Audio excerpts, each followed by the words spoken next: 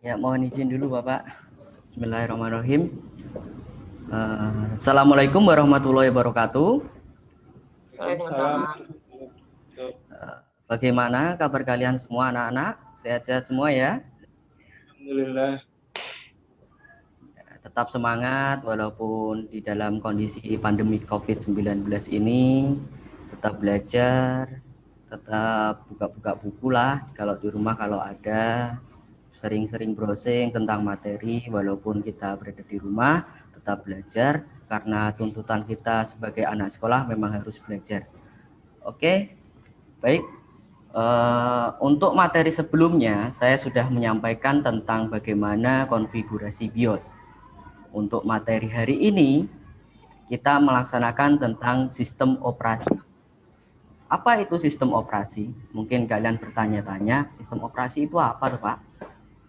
Jadi saya istilahkan seperti ini. Sistem operasi itu di dalam tubuh manusia itu ibaratnya seperti roh yang ada di dalam tubuh. Jadi kalau hardware-nya berupa PC atau perangkat-perangkat dalam komputer, ya, seperti istilahnya jasad, kalau roh itu yang menggerakkan jasadnya. Jadi sistem operasi itu bergerak sangat penting. Tanpa adanya sistem operasi, komputer hanya bisa nyala, mati, tidak ada tampilannya. Jadi harus ada sistem operasi. Jadi itu sangat penting. Itu sekilas tentang sistem operasi. Baik, Bapak akan menampilkan bagaimana presentasi tentang sistem operasi. Simak baik-baik, santai saja, jangan tegang-tegang. Kondisikan di tempat yang nyaman supaya materinya bisa tersampaikan dengan maksimal. Nanti kalau ada pertanyaan silahkan ditanyakan, bisa langsung bertanya di sini, atau kalau ragu, masih bingung, bisa ditanyakan di LMS yang materinya sudah saya upload di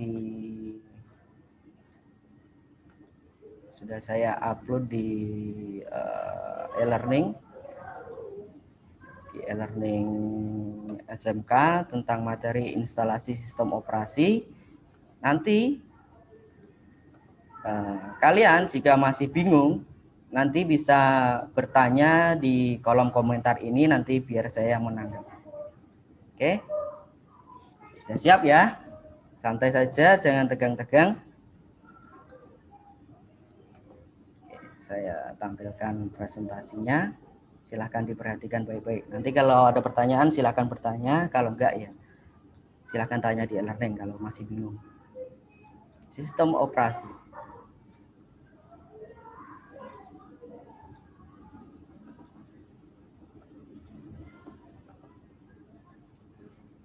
Jadi pencapaian kita dalam pembelajaran hari ini yaitu yang pertama kompetensi dasar. Yang pertama harus menerapkan instalasi sistem operasi. Yang kedua menginstalasi sistem operasi. Itu untuk kompetensi dasar. Yang kedua indikator pencapaian. 1.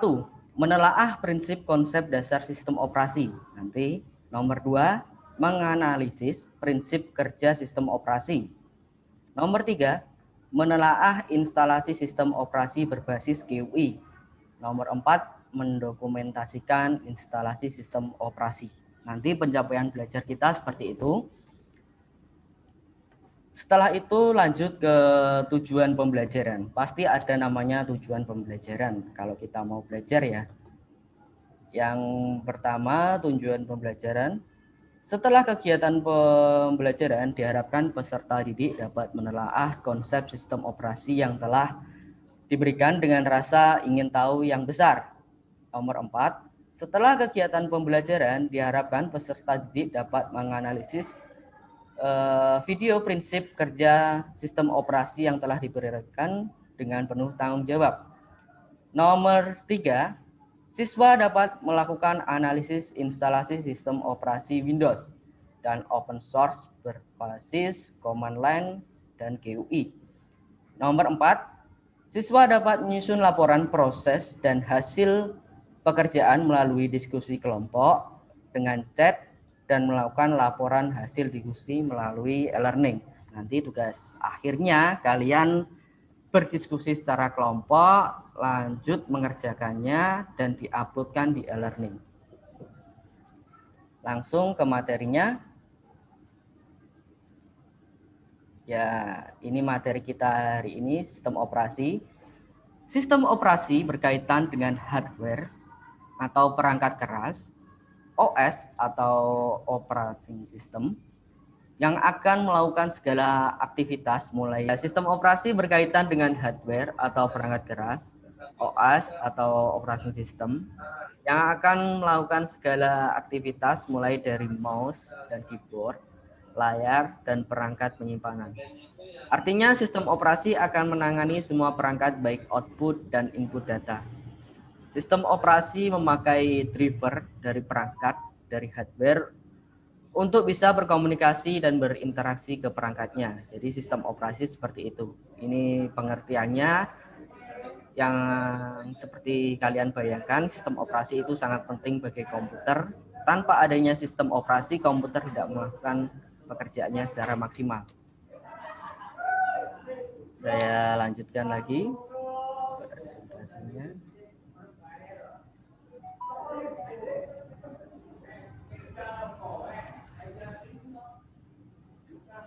Ini pada prosesnya peran OS dalam komputer ialah sebagai berikut. Ya, yang pertama, tampil ya anak-anak. Oke. Suatu komputer dihidupkan untuk pertama kali atau tahap awal untuk melalui proses pada komputer, maka komputer akan memberi sinyal ke operating system yang tersimpan di hard disk melalui RAM. Jadi penyimpanan sistem operasi itu berada di hard disk dan dilanjutkan ke RAM.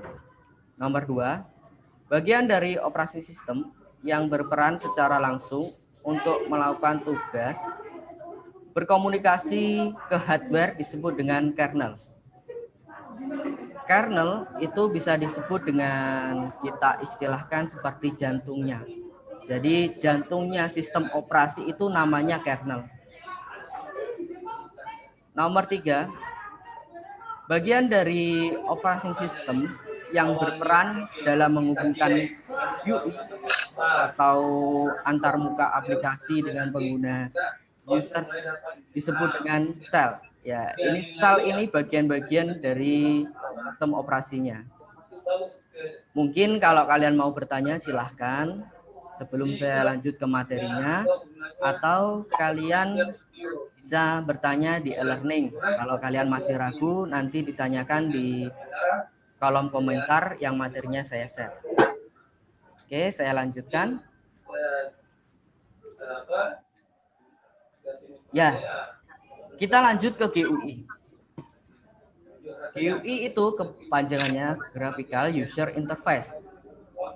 Jadi sistem operasi berbasis GUI atau grafis adalah sistem operasi yang dioperasikan melalui tatap muka dalam bentuk grafis.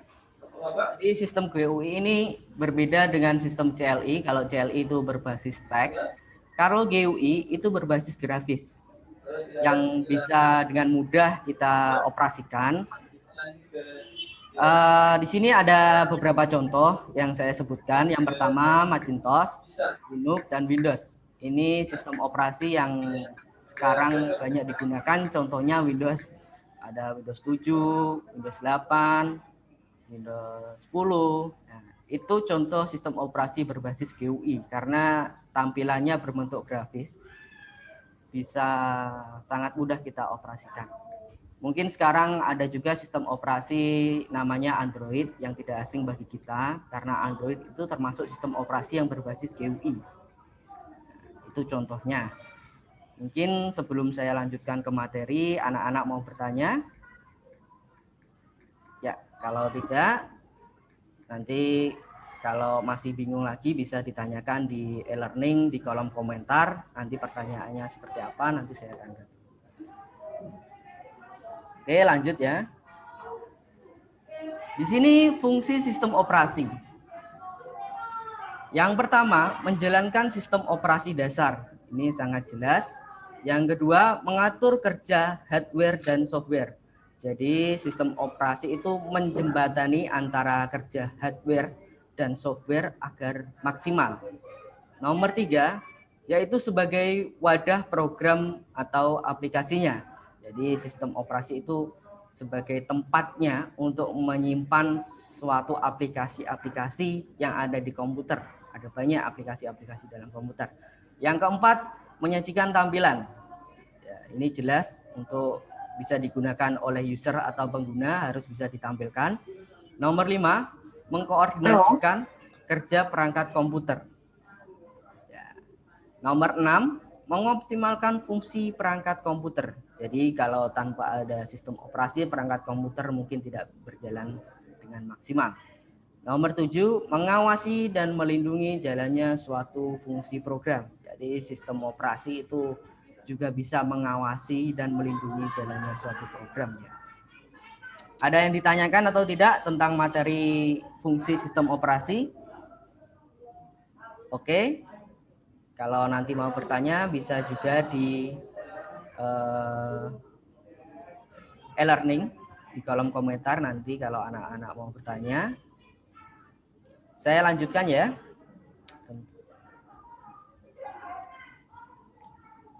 Ya. Ini langkah-langkah instalisasi Windows 7 dengan VirtualBox. Kali ini kita akan belajar bagaimana menginstal sistem operasi berbasis GUI atau Graphical User Interface. Sistem operasi yang digunakan adalah Windows 7. Maka kita lakukan instalasi Windows 7 dengan menggunakan VirtualBox dengan tutorial video di YouTube seperti ini. Nanti saya tampilkan sebentar. Saya buka dulu di videonya, tutorialnya. Bentar saya buka. Nanti kalau ada pertanyaan silahkan bertanya. Kalau enggak ya saya sampaikan. Santai saja, jangan terlalu tegang anak-anak. Diperhatikan baik-baik.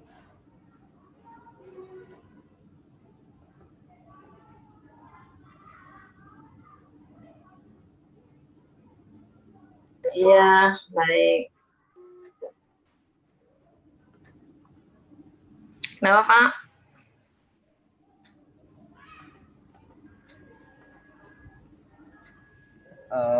Apakah sudah tampil videonya? Sudah, Pak. Sudah ya. Baik, di sini saya akan menjelaskan tentang bagaimana menginstalisasi sistem operasi Windows 7 dengan menggunakan VirtualBox. Kenapa Pak kok VirtualBox? VirtualBox itu semacam simulasi di dalam komputer. Jadi kita bisa melakukan berbagai instalasi sistem operasi, baik itu Windows 7, Windows 8, Windows 10, Linux, dan seterusnya. Makanya kita menggunakan aplikasi VirtualBox ini untuk memudahkan kita mempelajarinya. Sebelumnya kita siapkan dulu bahan-bahannya. Yang pertama ada master Windows 7. Ini yang paling penting karena ini adalah tempat kita menginstal sistem operasinya. Di sini kita buat sebuah mesin baru. Kita beri nama bebas. Namanya boleh kalian bebas. Di sini saya beri nama Golden Windows 7. Nanti kalian bisa beli nama kelompok kalian. Untuk Windows-nya Windows 7 32 bit. Nanti kita klik next. Nah, di sini untuk mengatur RAM kita pilih 1024 atau setara dengan 1 GB.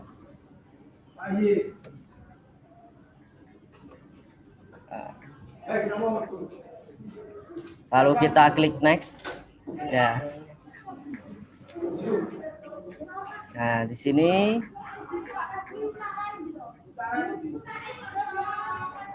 kita pilih create. Kita klik next.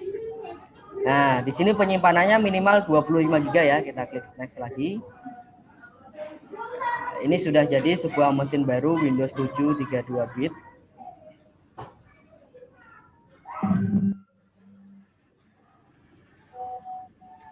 Lalu kita klik start.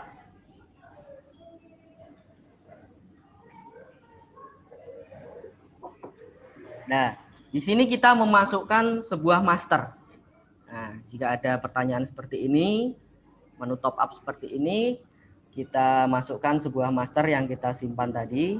Ya, di sini kita klik open, lalu kita klik start. Kita tunggu saja berapa menit. Ya, mesin VirtualBox sedang menyiapkan perangkat instalasi. Ya, ini sudah masuk ke instalasi Windows 7. Ini kita pilih English, lalu kita klik next, pilih install. Tetap memperhatikan ya anak-anak, jangan tegang, tetap perhatikan, relax saja karena memang agak terlalu ribet, tapi tetap fokus. Ya, kita pilih tentang ini, klik next, pilih custom. Nah, kita siapkan yang tadi 25 GB untuk menginstal Windows 7, lalu kita klik next. Untuk penyimpanan harddisk ini minimal 25 GB untuk Windows 7. Jadi kalau di bawah 25 nanti nggak bisa. Kalau atasnya bisa, malah bisa. Next, tunggu. Ya, ini proses dari instalasi Windows 7. Sedang melakukan proses loading. Saya percepat saja. Nah, nanti di tahap ini komputer kalian akan merestart. Restart. Tunggu saja 10 detik merestart.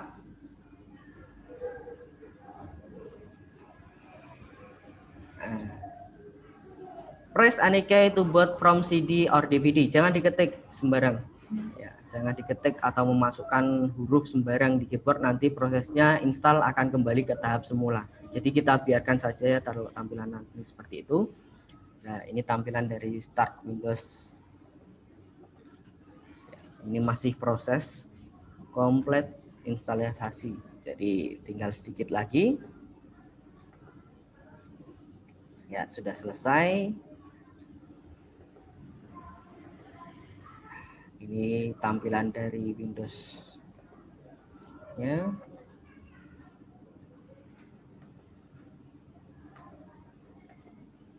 Ya. Kita beri nama PC kita. Lalu ini pemberian password untuk PC nanti atau laptopnya bebas. Kalau saya tidak, saya kasih. Dan ini kita skip saja atau next bisa. Boleh kalian nanti seperti apa. Ya, kita pilih yang Ask Me Later, yang silang bawah sendiri. Ya, ini pengaturan jam, tanggal, dan zona waktu. Kita klik next. Ini pengaturan koneksi internet, kita pilih public. Ya, ini Windows 7 sedang mempersiapkan tampilan awal masuk yang bisa kita operasikan. Welcome, selamat datang. Kalau tampilannya seperti ini berarti kalian sudah berhasil menginstal Windows 7-nya. Ada tulisannya welcome. Ini tampilannya seperti ini.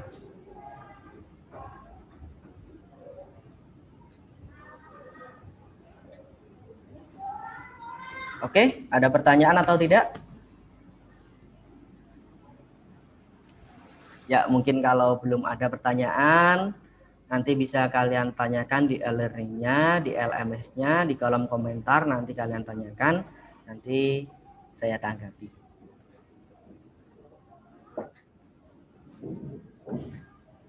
Lanjut ke soal dan tugas.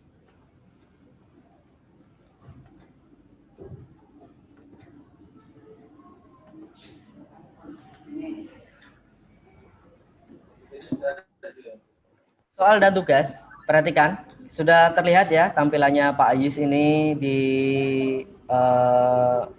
layar kalian. Nomor 1, kerjakan soal di e-learning dengan waktu yang telah ditentukan. Perhatikan baik-baik. Nah, diperhatikan baik-baik ya anak-anak. Jadi nomor 1, kerjakan soal di e-learning dengan waktu yang telah ditentukan. Nanti soalnya 10, saya kasih 10 di e-learning berupa pilihan ganda. Nanti kalian kerjakan. Nomor 2, ini nomor 2 tugas kelompok. Buatlah kelompok dan kerjakan laporan bagaimana langkah-langkah install Windows 7 dengan VirtualBox. Nanti kalian buat kelompok, saya kasih minimal dalam kelompok itu 5 orang dan maksimal 8 orang. Nanti kalian kerjakan, lalu buat laporannya bisa berupa Word. Nanti kalian upload di menu e-learning bagian tugas. Nanti kalian upload, jangan lupa dikasih nama kelompoknya. Langkah-langkah instalisasi Windows 7 dengan VirtualBox seperti apa. Oke. Kalau begitu, silahkan kalian keluar dulu dari web hari ini, dikerjakan soal 1 dan 2 ini dikerjakan. Nanti sambil saya pantau di e-learning bagaimana hasil dari pekerjaan kalian. Oke, silahkan keluar. Baik, saya akhiri dulu. Assalamualaikum warahmatullahi wabarakatuh. Waalaikumsalam warahmatullahi wabarakatuh. Ini lanjut Pak, pertemuan kedua. Jadi ada stepnya mengerjakan sambil. Ya, waktunya Pak. Oke Pak. Silakan lanjut, tapi waktunya harus diperhitungkan ya. Siap Bu. Silakan. Oke. Sebentar.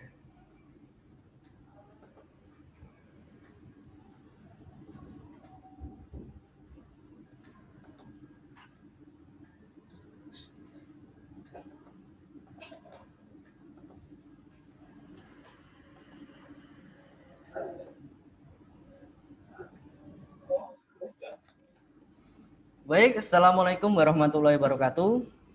Waalaikumsalam warahmatullahi wabarakatuh. Ya, tugas kalian bagaimana hari ini? Sudah selesai semua apa belum? Baik, mau Bapak Ayis pantau tentang hasil pekerjaan kalian di e-learning. Ini sudah tampak ya tampilan kalian. Oke, tugas di bagian menu tugas. Kita lihat pekerjaan kalian. Lihat.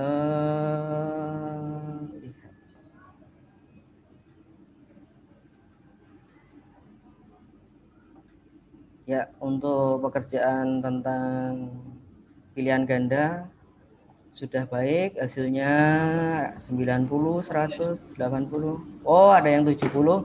Muhammad Abisa nanti belajar lagi. Untuk tugas kelompoknya saya cek dulu.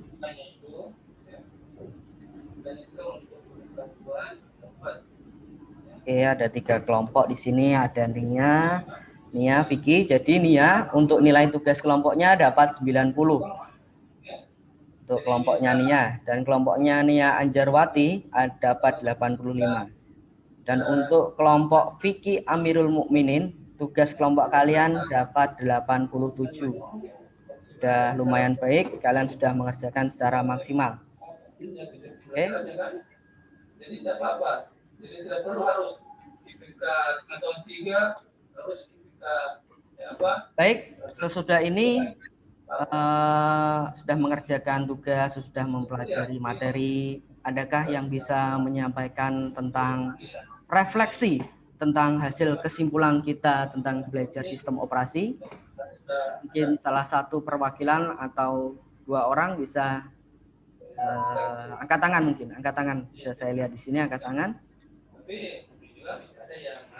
Ya, benar. Sistem operasi adalah sekumpulan software yang mengatur sumber daya di hardware komputer dan memberikan layanan bagi program komputer. Ya, seperti itu. Baik, saya kira untuk materi sistem operasi ini sudah selesai. Nanti kita ke materi yang selanjutnya tentang bagaimana menginstalisasi driver. Kalian boleh baca-baca materi yang akan nanti saya sampaikan, sudah saya share di e-learning, nanti bisa kalian pelajari. Tetap jaga kesehatan, jangan lupa olahraga, tetap makan jaga kesehatan, pola makan, pola tidur, jangan begadang walaupun ini sedang kondisi pandemik tidak sekolah, kalian begadang, main game atau seterusnya jangan ya. Tetap seperti biasa rutinitasnya. Sekian dari saya. Assalamualaikum warahmatullahi wabarakatuh. Waalaikumsalam warahmatullahi wabarakatuh. Makasih Pak Aziz sudah menyampaikan presentasinya. Waktunya lumayan ya, kita tinggal punya waktu 10 menit. Saya persilakan dulu Pak Fatahillah untuk menyampaikan komentarnya Pak, atau pertanyaan sekaligus mungkin, silakan. Baik, terima kasih Bu. Assalamualaikum warahmatullahi wabarakatuh. Waalaikumsalam. Waalaikumsalam. Ada latarnya ini. Ada latarnya di grup Bu. Saya download. Oh, iya. Oke. Jadi ini kalau melihat penampilan Pak Aziz secara keseluruhan cukup baik. Namun ada beberapa hal yang perlu ditingkatkan. Mungkin karena gugup, grogi, Bapak menguatkan diri Bapak dengan kalimat jangan gugup, jangan grogi pada siswa. Tapi kelihatannya itu sendiri terjadi sama Bapak.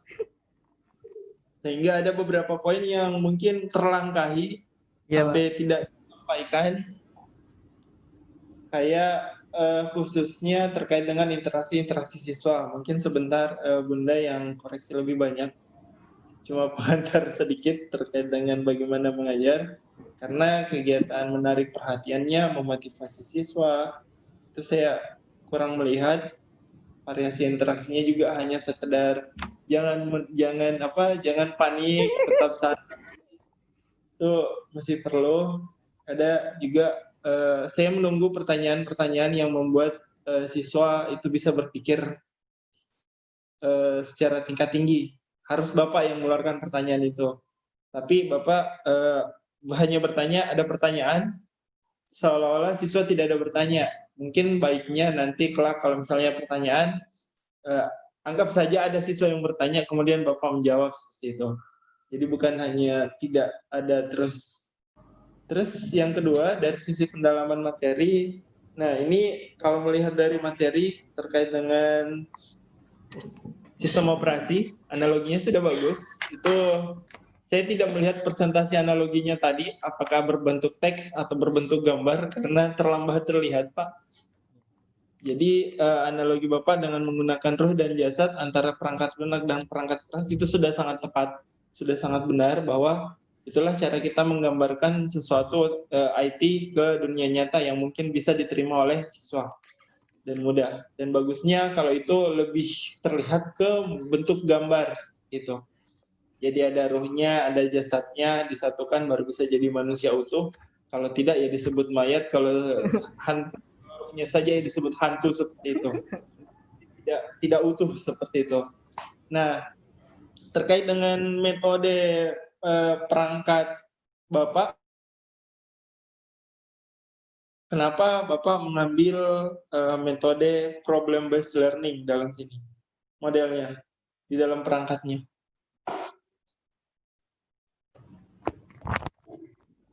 Iya Pak, jadi begini Pak, karena di sistem pandemik seperti ini, menurut saya perangkat yang paling cocok pemodel pembelajarannya yaitu problem based learning, karena di situ bisa dibuat penugasan. Karena nanti tugasnya kan bisa disampaikan ke kelompok-kelompoknya, baru disampaikan ke saya, seperti itu Bapak. Oke, terus untuk sistem operasi tadi, itu di siswanya, nanti Bapak sudah bagus karena akan ada dari melihat membaca perangkat, baca evaluasinya Bapak, itu sudah ada terkait penggunaan penugasan mandiri dan ternyata sudah didampingi dengan video tutorial yang Bapak buat. Nah, ini bagaimana cara memastikan siswanya itu bisa melakukan itu sendiri? Apakah dilengkapi dengan software-softwarenya atau seperti apa? Nanti untuk saya sendiri sudah menyediakan materinya di e-learning khususnya. Terus untuk sistem operasinya seperti Windows 7, nanti anak-anak itu kan ada grup ya Pak ya. di pengumuman, di menu pengumuman e-learning itu nanti ada bagian saya untuk mendownload sistem operasi Windows 7-nya sudah ada di situ nanti di bagian pengumuman. Jadi anak-anak sambil mengerjakan tugas kelompok itu kan membuat laporan. Karena sistemnya juga pandemik, Pak. Jadi kita nggak bisa mantau secara on time. Makanya saya buat laporan kelompok. Saya kira untuk pengerjaan kelompok saya anggap anak itu sudah bisa. Karena dalam laporan kelompok itu bagaimana langkah-langkah instalasi Windows 7 dengan VirtualBox seperti apa bisa dikerjakan di kelompok. Karena di sekolahan kadang yang punya laptop itu hanya sebagian anak. Jadi saya buat kelompok seperti itu. Baik, terakhir dari saya, ini terkait dengan hotsnya. Di pembelajaran Bapak, menurut Bapak, yang bagian mana yang ada advance materialnya, yang menyatakan apa, mengapa, dan bagaimana?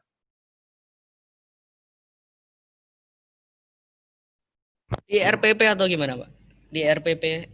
Terserah. Bapak mau mengacunya melihat kemana, ke bahan ajar, RPP, atau LKPD, yang bisa menjawab bahwa ini pembelajaran itu bisa menjawab apa, mengapa, dan bagaimana.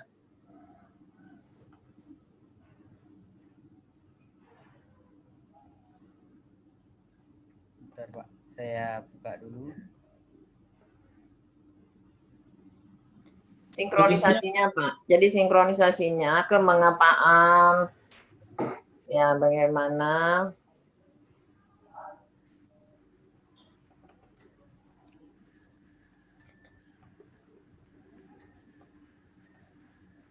Jadi di pendalaman materi ajar, Pak, esensial dan advance tadi material yang secara bermakna. Jadi setiap kita mengajar itu kan kita selalu berharap pembelajarannya bermakna. Nah, kebermaknaan itu tentu ada pertanyaan, kemengapaan, apa, bagaimana, dan seterusnya ya. Di mana pada saat kapan Bapak itu menyampaikan itu? Itu pertanyaan Pak Fatahillah ya. Ya, Bu. Ya mungkin di sini menurut saya mungkin di evaluasi pembelajaran karena di situ ada penilaian pengetahuan sama penilaian psikomotorik untuk kerja. Di situ ada Bapak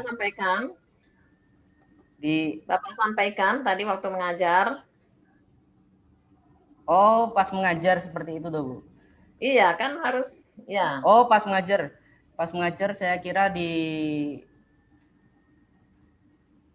materi yang presentasi itu tentang apa itu sistem operasi, bagaimana fungsi sistem operasi itu, terus bagaimana cara kita menginstalisasi sistem operasi berbasis GUI seperti apa. Nanti untuk menilai kinerjanya anak-anak, apakah anak-anak itu bisa, saya kasih soal penugasan. Yang satu untuk pengetahuan, yang dua tadi untuk keterampilan. Mungkin seperti itu, Bu. Ya, kira-kira saya lanjut juga dengan Bapak Teles pengen ya. Sudah selesai, Iya, Bu. kira-kira pertanyaan tadi Bapak katakan itu untuk mengembangkan apanya? Apakah untuk mengembangkan hots-nya atau apa? Untuk mengembangkan pengetahuan anak-anak tentang TPAC. Ya. Untuk mengembangkan pengetahuan anak-anak tentang TPACK itu. Oh iya, artinya apa ya? Hots-nya ya, yang mengandung unsur-unsur hots ya. Apa sih itu hots, Pak? Oh maaf Pak, Petilah sambung dulu Pak. Ya. Sambung dulu. Saya sudah selesai, Bu. Oh sudah. Jadi saya sambung tadi, apa sih hots itu Pak? Host dalam pembelajaran. Iya. Apa sih yang dimaksud dengan hots dalam pembelajaran?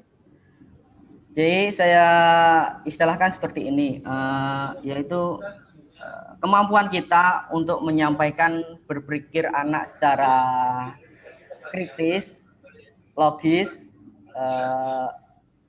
reflektif dan metakognitif dan berpikir secara hots itu apa sih Pak? Hots itu apa? HOTS. Hots. Ya. Higher order of things skill. Apa? High order? high order of think skill. Artinya apa, Pak?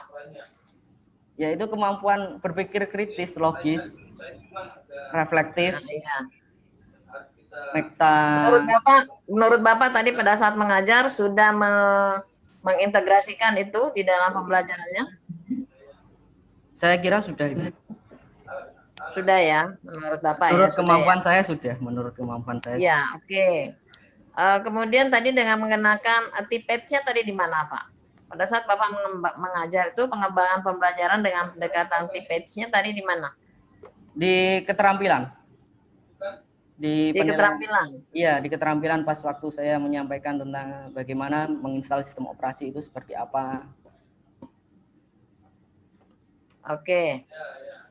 Oke, Bapak. Kemudian saya tadi melihat bagaimana kurang ya, sama dengan penglihatan saya dengan Pak Fatahillah tadi, bahwa sebenarnya Bapak sudah memberikan motivasi, cuma kurang. Menurut saya itu kurang menarik perhatian siswa, sehingga motivasi kalau seandainya ada anak-anak di depan itu, karena Bapak bicara sendiri ya, tidak menganggap bahwa ada di depannya. Berikan kesempatan, walaupun tidak ada, tapi berikan kesempatan anak untuk bagaimana ini kan di kegiatan pendahuluan kan apersepsi ya.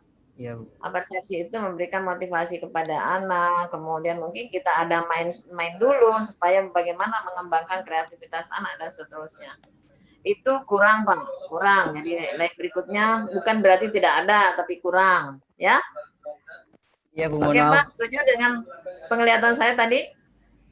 Ya, karena saya juga bingung waktunya, materinya juga agak panjang tadi, makanya saya istilahkan sudah gitu aja tadi.